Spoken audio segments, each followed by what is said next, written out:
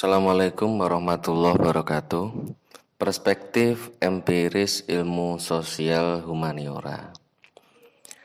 Nah, di sini kita sedang melihat cara pandang yang ilmiah dari pemahaman manusia dengan berinteraksi terhadap lingkungannya.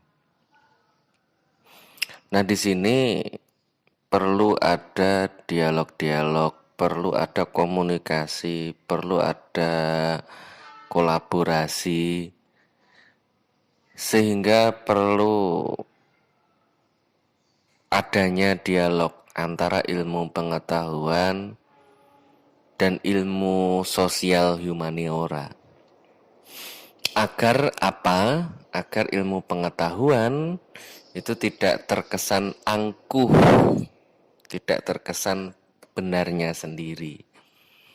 Karena yang sudah kita ulas lebih awal, peradaban ini ada dan berkembang, ya, poinnya ada dan berkembang peradaban dunia itu bukan hanya karena ilmu pengetahuan, tetapi karena komunikasi dan bahasa yang berkembang, dan itu lahir dari interaksi lingkungan dan juga interaksi manusia. Gambaran umum yang terjadi adalah era 1.0 sampai pada 4.0, di mana era 1.0 ini pembelajaran alamiah, ya, tadabbur di situ. Kemudian era 2.0 ada apa? Ada santri, ada murid, ada guru, ada bitadbir, ada manajemen, ada kepemimpinan di situ. Era 3.0 kita menemui ada sarana prasarana, infrastruktur yang mendukung, juga teknologi komputer. Nah, era 4.0 inilah era di mana internet adalah segalanya, semuanya diselesaikan dengan sistem digital, ya kan?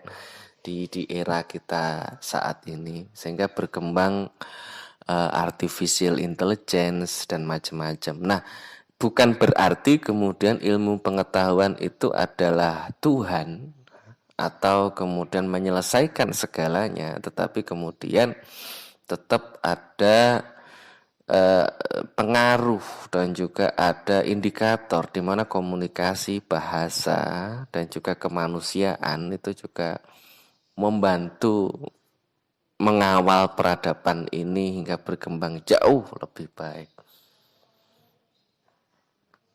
Nah, itu sudah kita bahas yang kemarin, bagaimana simpanse kecerdasannya ada yang melebihi manusia atau sama dengan manusia, hampir sama, tapi dia tidak mampu berkembang karena memang kesulitan dalam komunikasi dan juga bahasa. Nah, studi kasus yang kita kembangkan adalah bagaimana kemudian ada perkembangan pesantren virtual sebagai gambaran pendidikan Indonesia, termasuk website sekolah dasar macam-macam. Di mana di Kementerian Pendidikan ada laboratorium maya, ya kan? Atau ada yang menyebut laboratorium virtual. Di pesantren ada pesantren virtual. Nah, ini menangkap bahwa 4.0 itu digitalisasi menjadi sebuah sistem yang menyelesaikan semua permasalahan termasuk pendidikan. Nah, tetapi kemudian perspektif empiris ilmu sosial humaniora itu sangat penting untuk difahami, karena dari situ kita akan paham bahwa perkembangan ilmu pengetahuan itu tidak melulu bahwa logika itu menjadi segalanya, tapi karena perasaan dan juga bahasa itu juga menentukan bagaimana logika itu dikembangkan. Nah, berikutnya seperti kebenaran. Nah, kita memahami dulu nih, kebenaran dulu aja lah, sehingga kita paham bahwa harus ada sinergi antara ilmu pengetahuan dan juga ilmu sosial humaniora. Kebenaran itu baik keyakinan, kata maupun sikap, ya, itu dinilai benar jika memberi kebermanfaatan dan memiliki arti atau bernilai. Jadi yang dikatakan benar itu bukan seperti logika satu, itu semua dunia mengatakan satu, itu enggak.